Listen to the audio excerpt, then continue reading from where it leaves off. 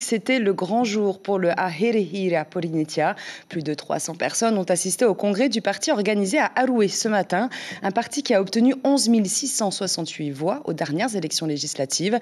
Nicole Sanquer et ses acolytes ont profité du congrès pour lancer leur programme de 50 mesures qui a pour ligne un changement politique, économique et surtout social. Les détails avec Caroline Fary et Mélissa Chang. Aherehira Polynesia prône le changement, jusque-là rien de moins légitime pour un parti d'opposition. Mais c'est l'aspect social de son programme qui fait bouger les acteurs de la société civile, comme le syndicaliste Varnete Marama ou la très active Teave Chomet du collectif Solidarité pour tous, propulsée tête de liste sur la première section.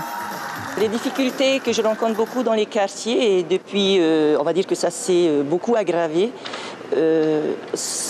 il fallait passer à la vitesse supérieure. Qu'est-ce qui vous plaît dans le programme de Aherehira Polynesia? Ça a du sens et ça tient debout surtout, il y a une logique. Il m'arrive dans mes diverses responsabilités de sillonner les quartiers et de voir la misère dans les familles. Et je me dis qu'à un moment donné, il faut soit que je me lève et que je puisse contribuer. Sur 73 candidats, 9 sont des élus. La liste des îles Soulevant en est la preuve. À sa tête, la très contestée Sylviane Tero Atea, qui ne fait pas l'unanimité dans les instances du parti, ou encore le maire de Maupiti. Ce programme, c'est vraiment accéder les politiciens à la proximité et le changement, bien sûr. L'objectif, c'est le changement. Je vois qu'il y a un parti politique qui ne regarde pas la grandeur de l'île, la grandeur de la population, mais bien dans l'intérêt de changer les membres de l'Assemblée, de renouveler les têtes au sein de l'Assemblée de Polynésie française.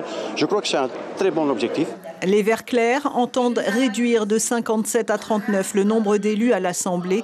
Un changement politique radical pour le leader de la 3e section. Ça veut dire déjà limiter à 2 les mandats pour éviter que certaines personnes restent 40, 50 ans au pouvoir ou dans la politique. Il faut changer.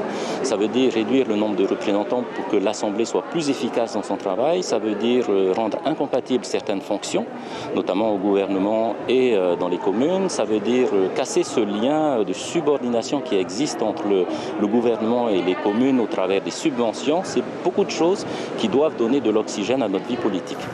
Pour l'heure, seule la section des Australes manque à l'appel. Mais comme l'affirme Nicole Sanquer, la construction d'une liste, c'est toujours difficile. L'information en continu sur Polynésie la première, Internet et réseaux sociaux.